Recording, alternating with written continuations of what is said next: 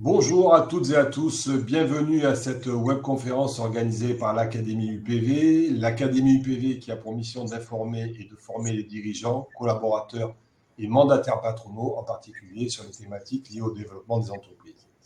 Aujourd'hui, nous allons aborder le sujet de la gestion des conflits dans l'exécution d'un marché public et des solutions possibles.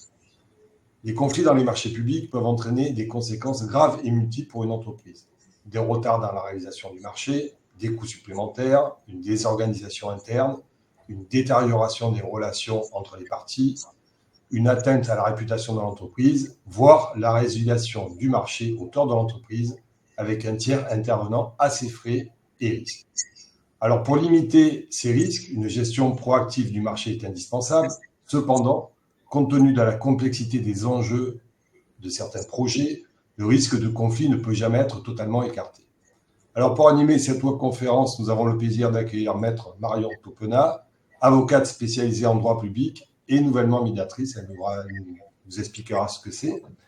Alors, au cours de cette webconférence, nous aborderons en détail les causes potentielles de litige, les stratégies amiables pour les résoudre, les approches contentieuses et enfin, comment déterminer la solution la plus adaptée à chaque situation. N'hésitez pas à poser vos questions en ligne. Je vous souhaite une excellente webconférence et je passe à présent la parole à Maître Marion Topena. Merci beaucoup. Alors, bonjour à tous. Effectivement, aujourd'hui, on va traiter de la gestion des conflits dans les marchés publics et avec la double casquette qui va être la casquette contentieuse et aussi la casquette amiable, mesures alternatives de règlement des différends. On va essayer de déterminer ensemble quelle va être la solution la plus adaptée selon le type de conflit que vous rencontrez. Et surtout, je vais tâcher de vous transmettre ce que j'en pense, à savoir que souvent, on est obligé au début, enfin dans le cadre du conflit, si vous souhaitez le résoudre, d'envisager les deux casquettes et de les cumuler sur le départ pour ensuite envisager un règlement amiable des différends. Pourquoi ? Parce que je pense que vous le savez mieux que moi, lorsque vous êtes acheteur ou lorsque vous êtes titulaire d'un marché, notamment par exemple de travaux, mais pas que, quand vous entrez dans un conflit avec votre co-contractant, qu'il soit donc personne publique ou personne privée, il y a des enjeux des deux côtés. Envisager une résolution, une résiliation du marché, comme le disait Monsieur le maire, qui entraînerait sans doute une résiliation soit pour motif d'intérêt général. Donc là, le co-contractant est indemnisé, mais en cas de conflit, c'est une résiliation pour faute. Et là, effectivement, c'est extrêmement problématique pour les deux parties. Pour l'entreprise, celle-ci va potentiellement devoir assumer un renouvellement du marché qu'elle ne va pas traiter, mais pour lequel elle devra régler les honoraires du nouveau prestataire. Et pour la personne publique, c'est délétère également parce qu'elle va devoir envisager ou pas selon une remise en concurrence et ensuite derrière repartir. Et dans certains cas, c'est même très souvent, je vous donnerai des exemples, c'est extrêmement compliqué à mettre en œuvre, alors qu'en fait, il suffirait peut-être simplement de se mettre autour de la table, de désamorcer les grosses problématiques, de se rendre compte qu'il y a des enjeux énormes des deux côtés, politiques d'un côté très bien, mais aussi financiers de l'autre, puisque les entreprises, elles ne demandent qu'une chose au final, c'est de travailler et de pouvoir exécuter leur marché. Donc on va essayer de voir un petit peu quelles sont toutes ces problématiques et de voir comment vous pouvez envisager en tout cas, parce que le but c'est ça aujourd'hui, c'est que vous envisagiez les deux stratégies possibles et voir si éventuellement vous ne pouvez pas les cumuler ou en tout cas que vous les ayez en tête. Donc, quelles sont les solutions ? On va essayer de les voir aujourd'hui dans l'hypothèse où donc on est post-attribution du marché aujourd'hui, parce qu'effectivement, l'Union patronale du Var, et je l'en remercie, me saisit souvent pour des questions avant l'attribution du marché, comment candidater, comment proposer des nouveautés en matière environnementale, comment être proactif sur la rédaction de son mémoire technique, comment contester, on y reviendra peut-être aussi l'attribution. Mais là, on est vraiment dans le cadre de l'exécution. vous êtes attributaire du marché, par exemple un marché de travaux, ça se passe mal, il y a un retard, il y a un conflit qui naît entre vous et peut-être le maître d'œuvre ou entre vous et l'acheteur, donc le maître d'ouvrage. Qu'est-ce qu'on fait? Alors, vous le savez, on est dans une période très particulière, qui est une période vraiment de cristallisation du conflit. On évoque notamment, enfin très souvent, la notion du sans filtre. Vous savez, on se dit tout, on est très carré, enfin les mots partent vite. Il y a une défiance actuellement des structures publiques. Il y a une défiance du politique. Et de l'autre côté acheteur, il y a aussi parfois une manque de connaissance du marché, mais qui est pas du tout fautive. C'est juste que la personne publique, c'est pas son métier. Donc, lorsqu'elle demande à une entreprise de faire, c'est justement parce qu'elle ne peut pas. Elle a aussi besoin de faire confiance. Et du coup, on est vraiment dans une période, je pense que vous ressentez peut-être aussi, ne serait-ce même à titre personnel dans la vie courante, où on s'entend plus en fait. Et on n'arrive plus à communiquer. Et du coup, ça va générer des conflits et on va essayer de voir comment on va les résoudre. La problématique du contentieux et que moi j'observe systématiquement, c'est que le contentieux, il va blesser, ce qui peut paraître anodin quand on parle de marché public, mais il va se séparer définitivement. Donc quand on en est au stade de la résiliation du marché, alors rien n'est jamais trop tard, on va en discuter. Moi, j'ai des cas de médiation où je suis même avocat de parties qui sont en médiation,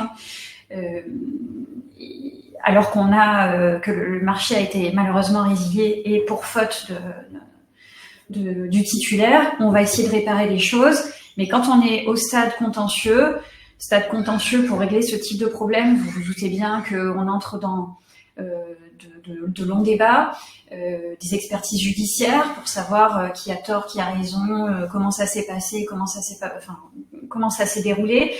Évidemment, les causes sont systématiquement multiples, c'est-à-dire qu'on n'est pas du tout sur un débat binaire, lui est blanc, il a raison, lui est noir, il a tort. On est sur des problématiques multiples. Et en plus, dans le cadre du contentieux pur, forcément, mais c'est humain, parce nous sommes des êtres humains. Il va y avoir de la mauvaise foi de toutes parts, et le but, ça va être, d'obtenir la satisfaction devant le juge. Sauf qu'il y a toujours un aléa judiciaire, il y a toujours un coût, notamment les honoraires d'avocat, mais les frais d'expertise. Et le coût du temps aussi, puisque pendant que le marché n'est pas exécuté, qu'est-ce qu'on fait de ce marché? L'entreprise, elle ne rentre pas de chiffre d'affaires là-dessus, mais elle en perd pendant ce temps-là. On parle de contentieux qui sont, je vous le disais, longs. À l'heure actuelle, sur les marchés publics, des questions de résiliation, on est, alors j'ai en tête tribunal administratif de Marseille, de Nîmes, Montpellier, Toulon évidemment. On est sur parfois 24 mois en première instance. Qu'en première instance, après vous envisagez l'appel, après vous envisagez la cassation, pour au final pas forcément retomber sur vos petits. Donc vous voyez bien que c'est pas satisfaisant. Et encore une fois, pour aucune des parties, c'est pas satisfaisant pour l'entreprise qui elle a obtenu le marché initialement et qui ne voulait qu'une chose, l'exécuter, et c'est pas satisfaisant pour l'acheteur qui du coup voit pas son marché exécuté, et donc on entre dans d'autres choses qui vont être derrière l'exécution aux frais et risques du titulaire initial du marché, avec les frais supplémentaires que ça engendre, et parfois c'est catastrophique au point, j'ai déjà vu le cas, où ça impacte tant la santé financière de l'entreprise que du coup, on se demande si derrière, on ne va pas entrer carrément en procédure collective. Voilà, ça peut être ce type d'enjeu-là. Donc, à ce stade, quand on vous dit contentieux de l'exécution du marché public, ou en tout cas conflit dans l'exécution des marchés publics, nombre d'entre vous savent déjà qu'on a mis en place quand même dans le code de la commande publique, on va y revenir, des volontés de régler amiablement les conflits par des mesures alternatives aux conflits. C'est quelque chose qui est encore trop méconnu côté personnes privées, entreprises titulaires des marchés, mais aussi également acheteurs. Vous savez pas trop comment ça fonctionne, et c'est normal parce que on n'est pas en common law, on n'est pas en droit anglo-saxon où c'est beaucoup plus pratiqué. En France, ça démarre de plus en plus, mais ça reste encore timide. On a des difficultés de mise en œuvre, on va en discuter, mais c'est juste une, comment dirais-je, une nouvelle casquette à mettre en place, un nouveau réflexe à introduire pour que ça s'intègre bien dans ce qu'on appelle vos biais cognitifs. C'est-à-dire que vous intégriez ces possibilités comme une stratégie possible pour votre entreprise ou pour votre collectivité, si vous êtes collectivité. Et on a aussi une particularité aujourd'hui qui est le contentieux très spécifique de la commande publique, qui est extrêmement contraignant, qui est plein de pièges. Donc, vous pouvez vous dire, oui, mais comment je fais pour gérer les deux? Est-ce que je peux vraiment envisager une résolution, lapsus, amiable du conflit pendant l'exécution de mon marché, alors que j'ai des délais aussi contentieux si je veux contester? Qu'est-ce que je fais? Enfin, ça peut rapidement être la panique des deux côtés. Alors, le contentieux de l'exécution, quel intérêt? Donc, le contentieux, c'est la première casquette. C'est, hop, on part devant le juge. Je vous ai expliqué les aléas tout à l'heure. Je pense que vous les connaissez déjà, les problématiques, les frais. Donc, quel est l'intérêt du contentieux par principe, surtout si votre objectif, quel que soit votre origine, que vous soyez titulaire du marché ou acheteur, si l'objectif, c'est au final que le marché soit réalisé, parce que vous avez besoin de rentrer du chiffre, que le travail soit fait. Vous, entreprise, vous avez une image, vous avez tout intérêt à ce que le marché se déroule bien, mais là, c'est pas le cas. Qu'est-ce que vous faites? Et l'acheteur de l'autre côté, lui, il a tout intérêt aussi à ce que le marché se déroule, que ce soit exécuté proprement, parce que personne n'aime le conflit, en fait. Personne n'aime ça. Tout le monde aime que ça se déroule parfaitement bien. Malheureusement, c'est pas le cas. Alors, quel est l'intérêt du contentieux? Je vous l'ai dit, j'ai dû vous déprimer d'entrée, je suppose, en vous disant, oh là là, vous savez, c'est 24 mois, c'est cher, après vous allez devoir, si le marché est résilié, en faire un autre, et puis l'ancien titulaire du marché, il va devoir régler les frais liés au nouveau marché, donc c'est une usine à gaz, donc d'entrée, vous vous dites, oh là là, on freine, on va pas au contentieux. Malheureusement, il y a quand même un intérêt qui est fondamental au contentieux et qu'il faut pas que vous oubliez, et c'est pour ça que je vous disais au début, attention, vous allez devoir peut-être cumuler deux casquettes, contentieux, amiable, c'est vous protéger, c'est-à-dire la sécurité juridique. Je vous donne une hypothèse, un cas très concret, et je peux en parler parce que ça se passe plutôt du côté de Montpellier, donc on n'est pas sur Toulon, et sur un contentieux toulonnais. J'ai l'hypothèse d'un marché de travaux où vous remettez en place tout ce qui est, vous réactualisez tous les réseaux notamment de chaleur, etc., les climatisations dans un bâtiment public. Problématique, ce bâtiment public est occupé. Et oui, parce qu'on est sur une réfection, d'accord? On n'est pas sur une nouvelle construction. Et autre problématique, on est sur un bâtiment public qui abrite des laboratoires. Ça veut dire des laboratoires qui exigent des températures différentes et bien distinctes selon la salle dans laquelle vous vous trouvez. Donc, vous avez une entreprise de travaux qui doit interagir d'ailleurs avec d'autres entreprises, toujours très compliqué, vous le savez mieux que moi. Et en plus, vous devez, en tant qu'entreprise, interagir avec le personnel et les agents publics qui sont sur place. Ce qui devait arriver arriva, il y a des problématiques avec le maître d'œuvre, on ne se met pas d'accord sur finalement les réseaux qui étaient initialement présents, qui n'ont pas été tout de suite découverts au stade de la visite du chantier. Tous les plafonds n'avaient pas été déposés, donc uniquement certains d'entre eux. Donc forcément, le titulaire du marché, lorsqu'il a monté son marché, qu'il a répondu à l'appel d'offres, il a répondu d'une certaine manière. Et puis, il a obtenu le marché. Et puis là, donc, on dépose tous les plafonds. On se rend compte que finalement, c'est pas ce qui était prévu. Donc, il va falloir envisager ce que l'entreprise va appeler des prestations supplémentaires, alors que de l'autre côté, l'acheteur, lui, c'est pas son métier. Lui, il a demandé à un maître d'œuvre de monter un appel d'offres, de l'aider dans la détermination des réseaux et que ça se déroule, qu'on change les réseaux, qu'on n'embête personne et qu'on permette quand même aux agents de travailler. Bon, au final, c'est Hiroshima, si vous me permettez l'expression. Les agents n'arrivent pas à travailler, l'entreprise peut pas vraiment exécuter correctement. En tout cas, ça lui coûte bien plus que ce qui était prévu parce qu'il y a d'autres réseaux qui n'étaient pas prévus. Enfin, ça fonctionne pas. Donc, qu'est-ce que je suis obligée de faire quand moi, j'ai la casquette avocat? Évidemment que, vous le voyez, là, on se dit d'entrée, bon, on se met tous autour de la table, on discute. Sauf qu'à ce stade-là du conflit, c'est pas possible de discuter. Au tout début. Bon. Et surtout, l'avocat, que vous soyez, votre juriste, même en collectivité ou en entreprise, ou votre avocat, si vous en avez un qui est spécialisé là-dedans, son job, c'est de sécuriser vos intérêts. Donc, qu'est-ce qu'il va faire? Par principe, il va saisir le jeu. D'accord? Sauf que, comme je vous l'expliquais tout à l'heure, vous allez me dire, on tourne en rond, on nous dit tout et son contraire. Le problème de la juridiction, c'est que ça va mettre beaucoup de temps à se trancher quand même. Donc, c'est pas satisfaisant. Pour autant, vous avez des délais contentieux qui vous contraignent toujours. Donc, vous êtes obligé de saisir le juge, ne serait-ce que pour sécuriser vos intérêts. Je vous donne un exemple. En matière de travaux, vous allez voir, c'est déclinable en matière de marché public de services, c'est déclinable en matière de marché public maîtrise d'œuvre. Tout ce que vous trouvez là, je vous l'ai mis dans le PowerPoint pour les autres types de marchés. C'est ce qui est issu du CCAG travaux.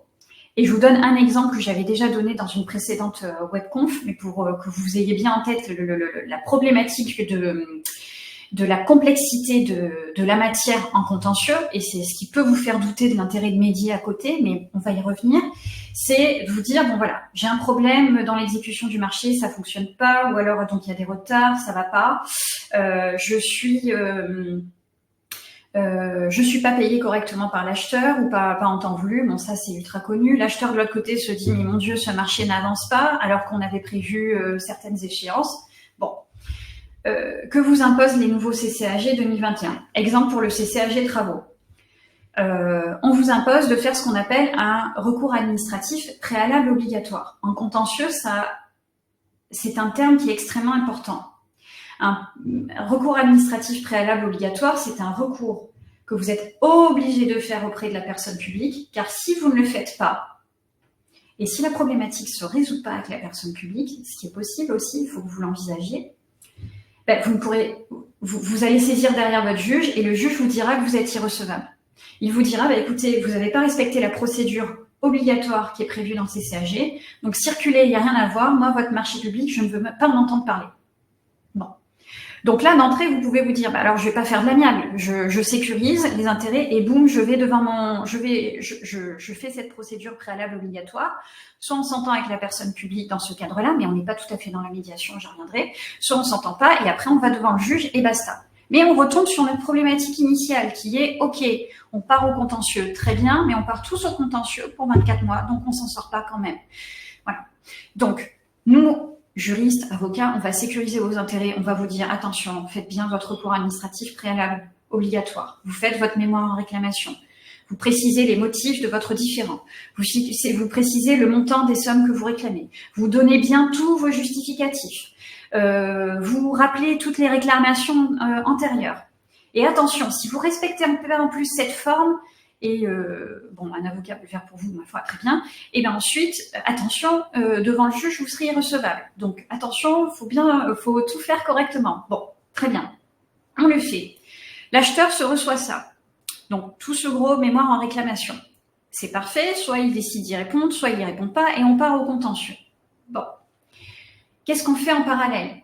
Encore une fois, nous sommes tous partis pour 24 mois. Donc, c'est pas satisfaisant. Mais on est obligé de le faire parce que, encore une fois, je suis obligée, moi, juriste, de sécuriser les intérêts de l'entreprise que je représente. Bon. Donc, on le fait.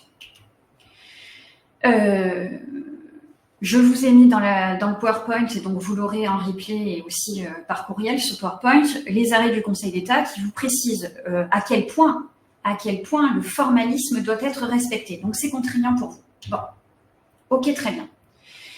Le maître d'ouvrage, lui, donc l'acheteur, il a 30 jours pour vous notifier sa réponse. S'il ne répond pas, ça vaut rejet. Et là, on peut envisager éventuellement de saisir un comité consultatif de règlement à l'amiable des différends qui a le mérite, dans le cadre du CCAG, alors là c'est l'exemple du CCAG travaux, mais vous allez retomber sur vos petits si vous allez ouvrir vos autres CCAG, ceux qui vous concernent, donc je le rappelais tout à l'heure, je me permets d'en citer quelques-uns, maîtrise d'œuvre, prestations intellectuelles, marché public de services et de fournitures, etc. Bon.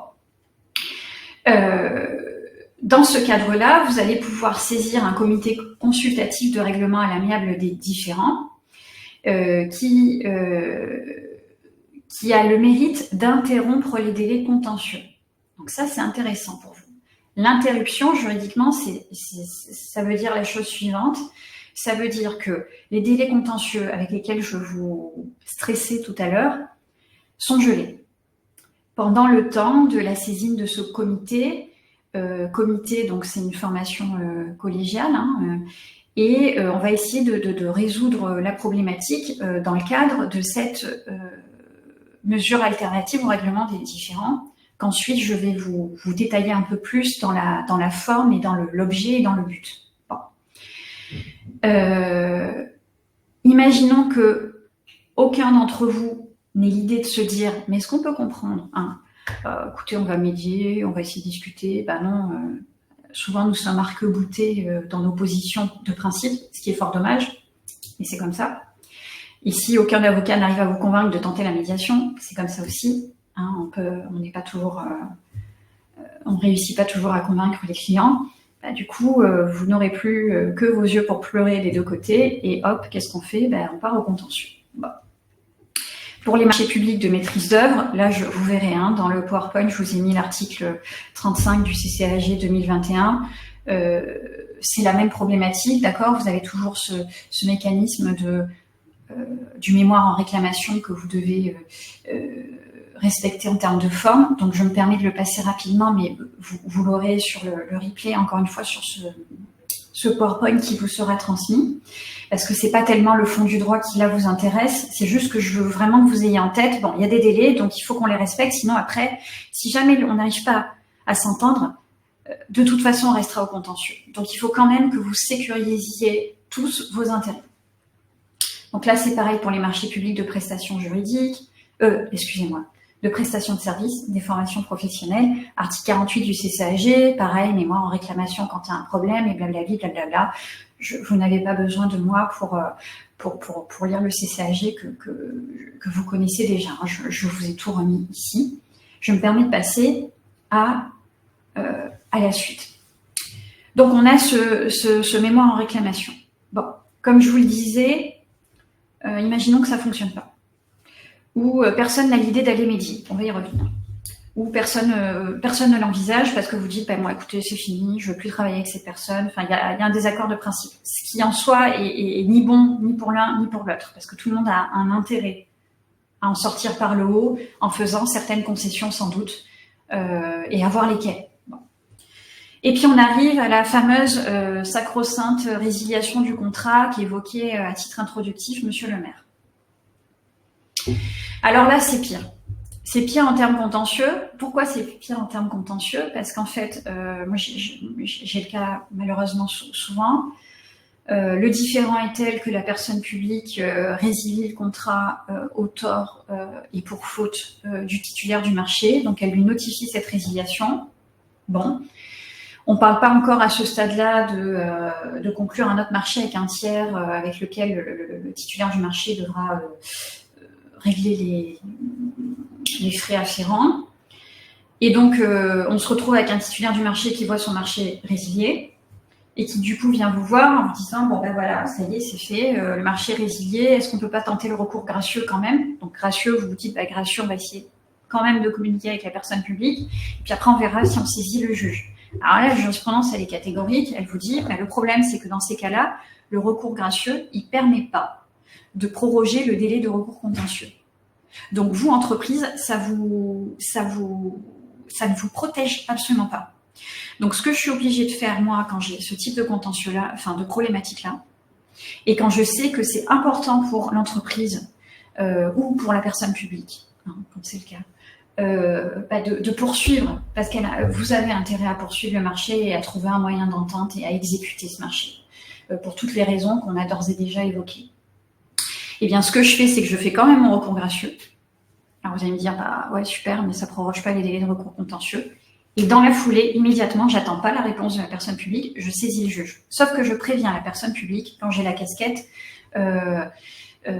avocat de l'entreprise titulaire. Et je dis à la personne publique, voilà, moi, mon job, c'est de protéger les intérêts de l'entreprise.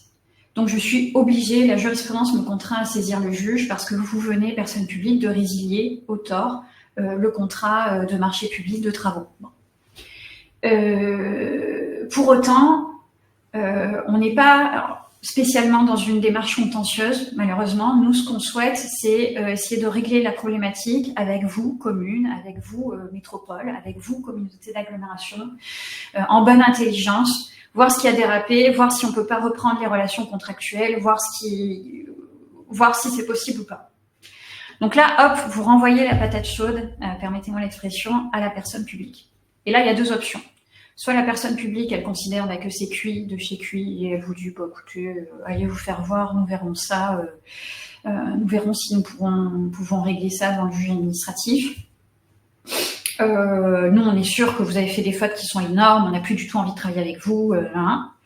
Soit vous avez aussi une personne publique, c'est ce qu'on essaye de faire au barreau de Toulon, qui est un peu formée quand même à l'aspect justement médiation et mesures alternatives au règlement des différends, qui sait aussi, enfin qui a besoin que son marché avance. Moi, typiquement, dans l'exemple que je vous expliquais tout à l'heure, où on a des agents publics qui sont en place, qui n'arrivent plus à régler les températures dans les locaux, qui du coup non plus les températures qui fonctionnent dans les laboratoires. Enfin, je veux dire, c'est catastrophique. Elle a besoin que ça fonctionne. Voilà. Donc, parfois, vous avez aussi quand même la nécessité de la personne publique de tenter de voir si on peut pas faire quelque chose. Bon. Donc, je fais ça. J'envoie mon recours gracieux quand même. Je sais que ça protège pas les intérêts du client. Donc, pour protéger les intérêts du client, j'introduis le recours contentieux en parallèle et je préviens la personne publique. Je joue carte blanche et je lui joins la requête et je lui dis voilà, moi je suis contrainte comme ça. C'est pas moi qui le dis, hein, je décide pas à la place du Conseil d'État. Regardez, le Conseil d'État l'a dit en 2012, j'ai pas le choix. Maintenant, si vous voulez, on tente quelque chose, une mesure alternative au conflit. Moi aujourd'hui, je vais plus vous parler de la médiation parce que, comme l'expliquait Monsieur le maire, c'est une casquette que j'ai aujourd'hui. Je suis notamment médiatrice dans des problématiques comme ça, hein, de conflits dans le cadre de l'exécution de marchés publics. Mais il y a d'autres aussi possibilités, l'arbitrage, la conciliation, la transaction pure, où là on est en négo pur. Vous verrez que la transaction pure, ça fonctionne pas bien dans le cadre de l'exécution des marchés parce que il faut vraiment une phase dialogue. On n'est pas simplement sur bon bah ok, on résilie, alors finalement les dommages et intérêts, on dit que ça va être comme ceci, comme cela. Voilà. Là ça fonctionne pas bien. Il faut vraiment, je pense, une phase médiation où les parties se mettent autour de la table et arrivent à communiquer. Donc là je vous disais, hop. Et donc on arrive à cette deuxième partie sur laquelle je vais passer du temps aussi, qui est la mesure alternative au règlement des différends et la commande publique. Au regard de tout ce que je viens de dire, vous pourriez me dire bon bah ça va pas fonctionner, mais vous allez voir que ça fonctionne. Et donc on y va. La médiation, la conciliation, l'arbitrage. L'idée c'est quand même de se remettre en question. C'est d'avoir un petit peu, et on l'est tous, enfin, voilà, parce qu'encore une fois, tout n'est pas blanc, tout n'est pas noir, c'est d'avoir quand même, avec soi-même, avec son entreprise, ou au sein de la personne publique, entre les différents services, un petit peu d'honnêteté intellectuelle en se regardant devant la glace et en se disant, bon, effectivement, ça a dérapé, on a dû résilier, en face, ils n'ont pas fait les choses correctement, j'estime qu'ils n'ont pas fait les choses correctement, mais nous non plus, on n'est pas exempt de tout reproche. Très souvent, les problématiques d'exécution, vous les connaissez mieux que moi, c'est des problématiques de communication, parce qu'aussi on n'a pas le temps, c'est-à-dire hop, vous avez le maître d'œuvre qui court sur le marché, qui court sur les réunions de chantier, on fait des PV vite fait bien fait hop, en listant quelques trucs, mais finalement on dit pas tout, on reprend pas tout. Les entreprises, elles n'ont pas le temps avec toutes les problématiques de gestion administrative, c'est lourd, c'est embêtant, c'est c'est extrêmement chronophage et donc tout n'est pas parfait parce que c'est la vie, rien n'est jamais parfait. Et côté personnes publiques, parfois vous avez aussi des personnes publiques où vous avez des montages en interne de services qui sont des usines à gaz et vous allez avoir le service technique qui va pas correctement communiquer avec le service pur commande publique ou avec le service juridique ou avec même les élus. Mais quand je vous dis cela, c'est même pas une critique à l'égard des services techniques, c'est juste que la vie est ainsi faite et on n'a pas eu le temps de parler de ceci, cela. Donc, du coup, tout se frictionne parce qu'en fait, on n'a pas réussi à communiquer. Il y a des problématiques qui ont été évoquées d'un côté, mais pas de l'autre, et on s'en sort pas. Bon. Donc, c'est vrai que l'idée de on va se mettre autour de la table, c'est aussi de se dire, bon, là, ça va pas parce que je me rends compte que telle problématique n'a pas été traitée. J'estime que c'est le fait de la personne en face, mais qu'est-ce que moi aussi je peux faire pour essayer de tirer les choses vers le haut? Ou alors, qu'est-ce que je peux améliorer de mon côté? Donc, c'est vrai que l'entrée en médiation notamment, c'est de se dire, bon, tout n'est pas parfait, certainement pas de l'autre côté parce que je suis pas content, mais pas parfait de mon côté non plus. Alors, de quoi on parle quand on parle notamment médiation? À la différence de la conciliation et à la différence de l'arbitrage, qui est vraiment une justice privée, le médiateur, c'est pas un juge. Et ça, c'est un gros avantage. Croyez-moi, moi qui fais du contentieux toute la journée, c'est très agréable aussi de ne pas avoir un juge devant soi. Pourquoi? Parce que le juge, il va régler le différend. Là, il va vous faire du blanc ou du noir.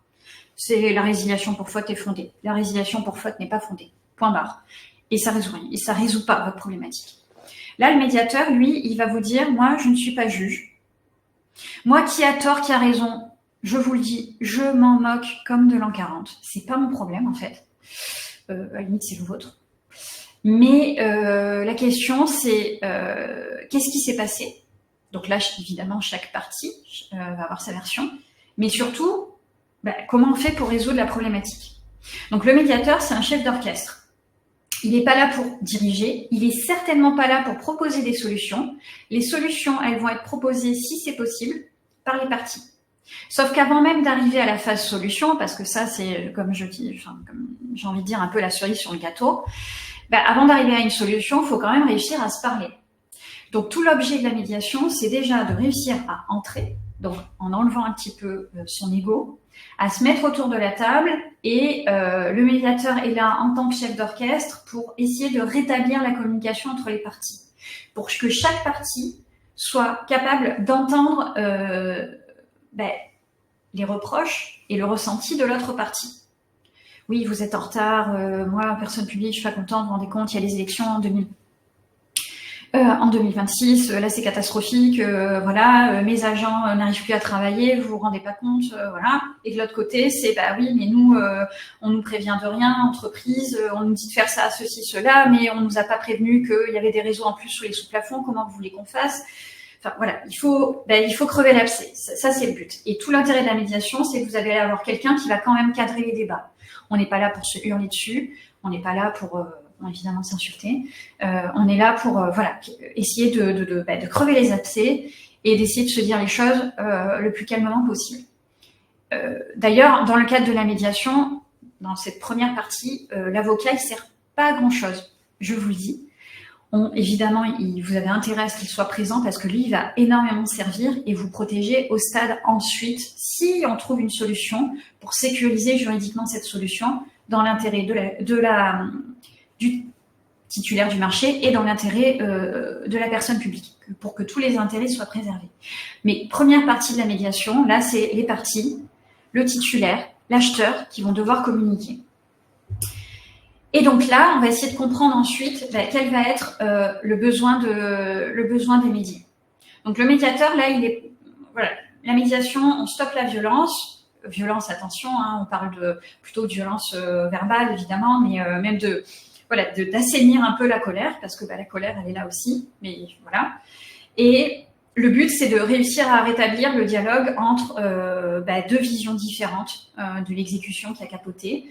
Deux visions où vous avez souvent les médias qui sont persuadés que l'autre a agi intentionnellement. Voilà. On va essayer de synthétiser les points de vue. Le médiateur va essayer de les reprendre, de les faire valider. Donc, si j'ai bien compris, voilà, c'est comme ça que ça s'est passé. Et si on arrive à ça, si on arrive à dialoguer, si on arrive à se dire, bon, tout n'est pas foutu, on va peut-être envisager une reprise des relations, comment on fait?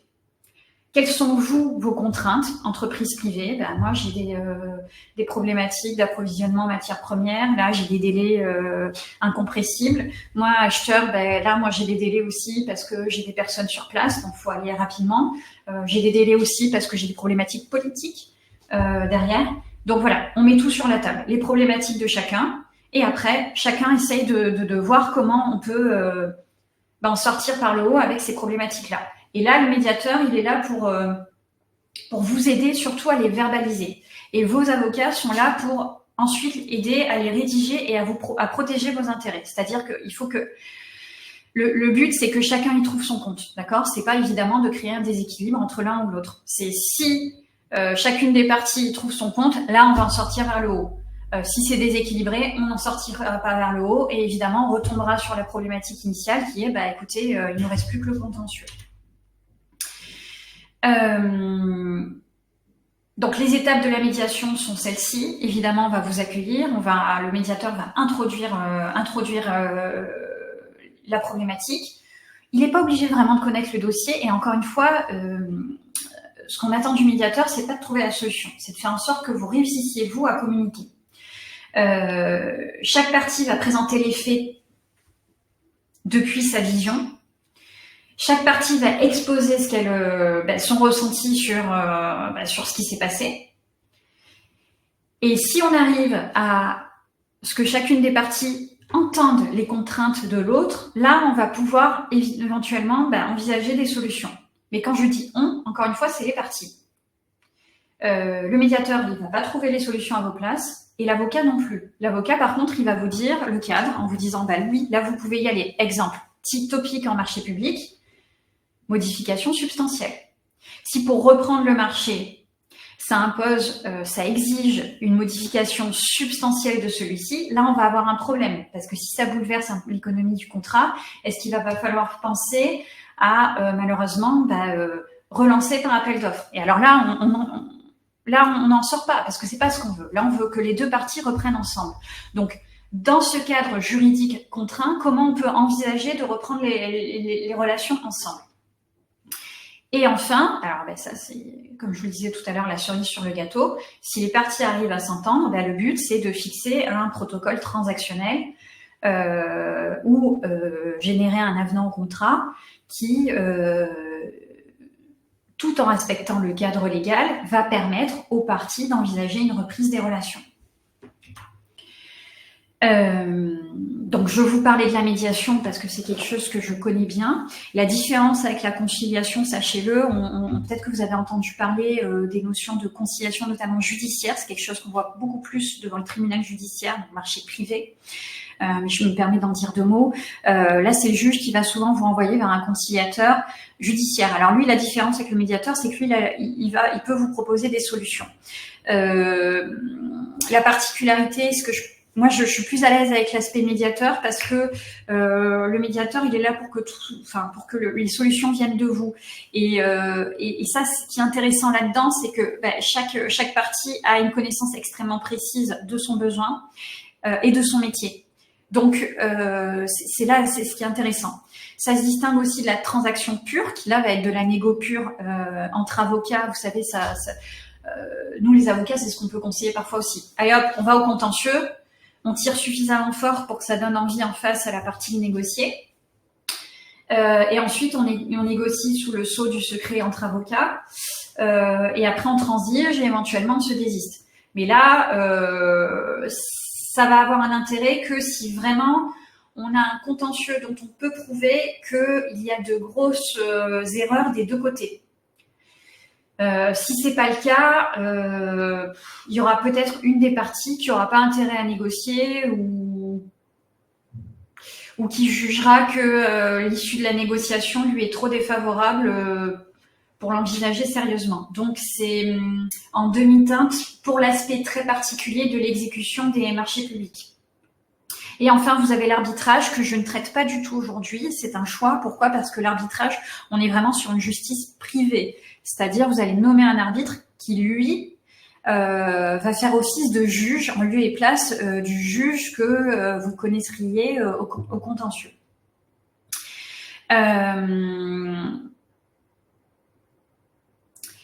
Je vous en parlais tout à l'heure. Quand vous êtes deux phases, sur la phase on exécute, ça se passe mal, mais on n'est pas encore au stade résiliation du marché, vous pouvez saisir le comité consultatif de règlement amiable des différends.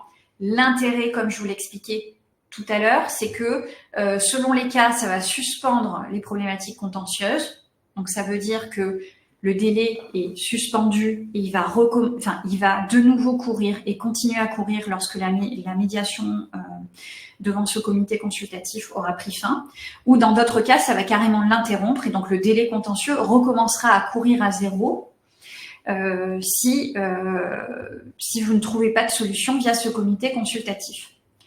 Idem, vous pouvez saisir, alors comité consultatif c'est collégial, vous pouvez saisir un médiateur des entreprises. Ça aussi, ça peut être intéressant. Mais là, vous êtes au stade, je vous le rappelle, de vos CCAG, travaux, maîtrise d'œuvre, prestations de services. Vous êtes au stade de votre mémoire en réclamation, c'est-à-dire que ça se passe pas bien, mais on n'est pas encore au stade de la résiliation. Par contre, ces dispositions vont pas s'appliquer si le marché est résilié, comme je vous l'expliquais tout à l'heure, et si vous avez dû partir au contentieux pour sécuriser les intérêts de l'entreprise. Donc là, qu'est-ce qu'on va faire dans ce second cas? Donc, transaction, je le zappe, mais vous l'aurez dans le PDF parce que, comme je vous le disais, dans votre cas précis, ça ne me paraît pas forcément pertinent. Second cas, le marché est résilié. Deux hypothèses de médiation possibles.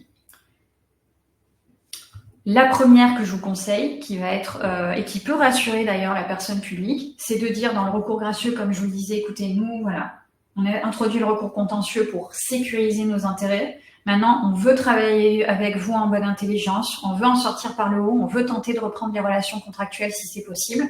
Et pour vous rassurer, vous, acheteurs, personnes publiques, ce qu'on peut vous proposer, c'est soit une médiation dite conventionnelle, c'est-à-dire on se met d'accord sur le choix d'un médiateur, soit une médiation dite judiciaire, c'est-à-dire que le juge qu'on a saisi là pour le contentieux, eh bien, avant même qu'il ne juge, qu'il ne tranche le point, et de toute façon, comme je vous le disais, on a largement le temps puisqu'il va se prononcer dans 24 mois, voilà, hein, nous avons tous le temps malheureusement de mourir 3 fois, eh bien, on va, si vous le souhaitez, si vous êtes d'accord, vous, personne publique, on va saisir le juge pour lui demander de nommer un médiateur. L'avantage de cette nomination sera donc sur une médiation judiciaire qui va interrompre le contentieux le temps de la médiation judiciaire. Le médiateur sera donc un tiers à la juridiction, il n'est pas magistrat, et encore une fois, on ne veut pas de magistrat, pour le coup, en médiation. Et il va être nommé sur une liste des médiateurs qui est tenue à disposition des juridictions administratives. Ce tiers médiateur, il n'a aucun compte à rendre au juge, sachez-le. C'est-à-dire que, imaginons que la médiation ne vous convienne pas, on ne parvient pas à des solutions, ou alors, non pas par mauvaise foi, mais parce que parfois, malgré tout, les concessions sont trop grandes pour, par exemple, l'entreprise, elle doit faire trop de sacrifices financiers, c'est vraiment pas tenable, elle se dit, bon, tant pis, on va risquer le contentieux, ou la personne publique n'a pas le temps, ou, enfin bref, ça fonctionne pas. Le médiateur, il n'est pas là pour dire « Ouh là là, attention monsieur le juge, on a interrompu la médiation, c'est à cause de l'entreprise ou c'est à cause de la personne publique. » Non, non. Il dit à la juridiction « Écoutez, voilà, on a eu deux réunions de médiation, ça n'a pas abouti, point barre. » Ou au contraire, ça a abouti, mais il n'a pas donné de solution. Pour sécuriser vos intérêts, et notamment pour sécuriser les intérêts soit de l'entreprise, soit de l'acheteur, on va pouvoir ensuite, à l'issue de la médiation, si on trouve des solutions, on va pouvoir les fixer là, dans un protocole transactionnel. Et c'est là où, entre guillemets, la transaction renaît. Mais elle ne peut renaître qu'après l'issue de ce processus de médiation, c'est-à-dire où les parties se sont entre elles-mêmes entendues pour envisager une reprise sereine. Et les modalités de cette reprise, les modalités de communication, les modalités de concession réciproque que vont faire chacune des parties. Bon. la contrainte de l'acheteur, et c'est pour ça que souvent on se dit, bah oui, mais on peut jamais arriver à médier parce qu'il faut quand même rester dans le cadre du droit. Et derrière, vous vous rendez compte, moi, il va falloir que je passe cette transaction au conseil municipal, donc ça va devoir être validé, puis après ça part en préfecture au contrôle de légalité, et donc je peux pas faire n'importe quoi. Et bien évidemment, on n'est pas là pour faire n'importe quoi. L'entreprise n'a aucun intérêt non plus à faire n'importe quoi. Donc, ce qu'on peut proposer aussi aux deux parties, pour sécuriser chacune d'entre elles, et aussi la personne publique pour qu'elle puisse ensuite envisager de présenter cette solution à son conseil municipal et ensuite au contrôle de légalité, eh bien on peut faire homologuer la transaction qui sera issue des solutions trouvées par les parties à l'issue de la médiation, eh bien on peut la faire homologuer par le juge. Et alors là, le juge, encore là, à ce stade-là, il est plus là pour dire qui a tort, qui a raison. Lui, on lui demande de tamponner, si je puis dire, mais concrètement de considérer et de valider la solution juridique. Voilà. C'est-à-dire, exemple, souvent c'est comme ça que ça se passe. Nous, on arrive à cadrer pour, notamment sur la notion de modification substantielle, voilà, pour pile poil être dans le cadre et pas partir en relance d'appel d'offres parce que ça n'a aucun intérêt pour aucune des parties. On le cadre bien et ensuite ça peut rassurer tout le monde, mais vous n'êtes pas obligé de faire homologuer, hein, sachez-le. Et si vous le faites, voilà, le juge valide ça et puis après on est bon et on en sort par le haut. Et tout l'intérêt de la médiation, c'est que comme vous le voyez, ça va suspendre selon les cas ou interrompre aussi le contentieux. De toute façon, puisqu'au contentieux, vous êtes parti pour des mois, et j'en terminerai par là, qu'est-ce que ça vous coûte de plus? Alors vous allez me dire, oui, ça va me coûter le coût du médiateur qui est réparti entre les parties, ce qui est une très bonne chose. Moi, les clients parfois me disent, bah oui, mais bon, il faut aussi payer le médiateur. Ok, très bien. Et à part égale, oui, à part égale, mais ça garantit aussi son indépendance. Il est indépendant, ce monsieur ou cette dame qui sera médiateur. Bon. Donc c'est très intéressant que les deux parties mettent la main à la poche pour justement rémunérer le médiateur et potentiellement sortir par le haut. Et ça va vous coûter les honoraires de l'avocat si l'avocat est présent et qu'ensuite il travaille à sécuriser juridiquement vos intérêts pour reprendre les relations contractuelles. Mais ça veut dire aussi que ce que vous investissez là, après vous l'investissez plus au contentieux parce qu'une fois que le protocole est conclu, et bien du coup, l'entreprise par exemple qui aura saisi le juge, et bien se désistera de son contentieux. Et donc on n'envisage plus l'appel, la cassation, et on peut en sortir par le haut aussi. Voilà. Donc ça, c'est effectivement un investissement. Vous pouvez considérer que c'est un coup d'épée dans l'eau, mais vous pouvez aussi vous dire, je vais le tenter parce que c'est un investissement, mais si on peut en sortir par le haut et reprendre, ça vaut le coup au regard des enjeux que moi je rencontre si les relations ne reprennent pas. Voilà. Je m'arrêterai là pour cette démonstration, mais je suis évidemment à votre disposition si vous avez des questions. Merci Marion pour cette présentation quand même très très complète. Donc on va passer aux questions s'il y en a. Alors, il y en a une que je vais essayer de poser. Est-ce qu'il y a des spécificités en cas de conflit dans le cadre d'un groupement ou pas? Oui, vous allez en avoir dans le sens où, au sein d'un groupement, alors vous savez qu'il y a la distinction selon qu'il s'agit d'un groupement conjoint ou solidaire.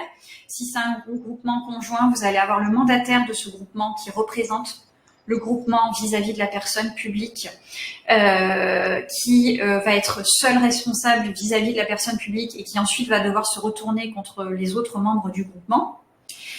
Et si vous avez un groupement qui est solidaire, chacun des membres plutôt de ce groupement est co-responsable avec le mandataire vis-à-vis de la personne publique.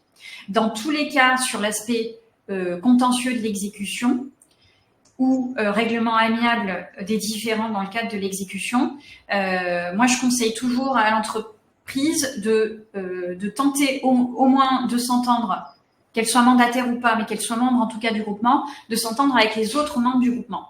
Et si on est dans le cas de médiation, de mettre tout le monde autour de la table. Voilà. Mais oui, Alors, écoutez, s'il n'y a plus de questions, on va conclure et je remercie Maître Marion Toupona pour cette intervention. Je vous donne rendez-vous au 12 décembre pour la prochaine conférence qui abordera le sujet des congés payés acquis pendant la maladie et on abordera notamment toutes les conditions d'application de la loi. Je vous souhaite une bonne journée à toutes et à tous et à bientôt. Au revoir. Au revoir. Merci à tous.